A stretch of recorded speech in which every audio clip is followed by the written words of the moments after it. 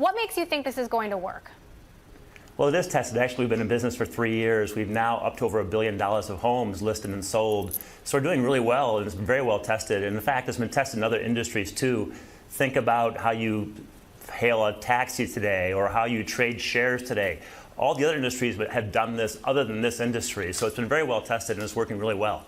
And the benefit MLS to the buyer... and, of course, Jack, realtors have been not excited about startups going around them. Do you think that receptivity is changing? Well, I'm not sure it'll change with the residential real estate brokers, the traditional ones. It's certainly going to change for the consumers. The consumers, on average, save $20,000. They eliminate a lot of paperwork. It's faster. It's smoother. It's all the things you'd expect when you bring AI and big data to an industry that really has been people driving you around in a car, looking for that open house sign or something. It's just a much better way to sell a home or buy a home, sell bonds, buy bonds, stocks, etc. It's the same thing that most of your viewers who come from the financial sector are used to, just applying those same techniques to the financial services. So give us an idea of the kind of volume that you're doing. In the markets where you operate, what percentage of home sales are you getting? Well, we're probably listing now between 5 and 10 homes a day at this very moment. We just launched 3 years ago. We're launching in 12 cities in the next 6 months, so the volumes are quite large. It's hard probably to find a company that's scaled as fast as we have in terms of the notional amount of transactions we're doing. So we probably will list $3 to $5 billion of homes this year alone in just our 3rd year of operation.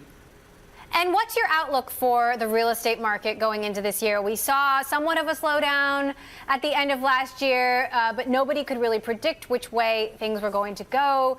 The markets are fast changing and hyper-local, which I'm sure makes pricing a bit difficult. What's your view on trends in 2019?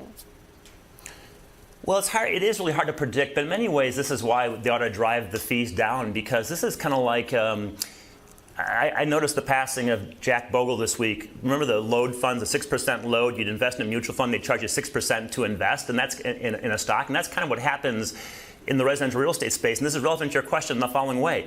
When you reduce the fees to move shares or bonds or homes, then the whole market goes up independent of what's going on in the overall market, because the assets underneath those securities become more valuable. As you drive down friction costs, the underlying values of those assets go up. So I think residential real estate places great markets are a great place to invest, because as technology hits the sector, the underlying assets will keep going up independent of the macro effects impacting the industry. So that said, how is that impacting your pricing strategies? The market or our technology, I'm sorry? The market in general, the capriciousness of it, the political and economic uncertainty that we're experiencing right now. Well, so for us, it actually helps us, because on the buyer sell side, you want to limit the time that you're exposed to the market. And so if you can go faster, that's better for you as a seller or buyer. Because we're going around this kind of traditional, clunky, slow process to buy or sell a home and matching buyers and sellers through big data and AI, that time that you're exposed is much shorter. So on the buy side, not only do we help you buy the home, we help you with the mortgage, we help you with the insurance, we help you with the escrow, the title, all those other services, and make it one-stop shop so your transaction is shorter.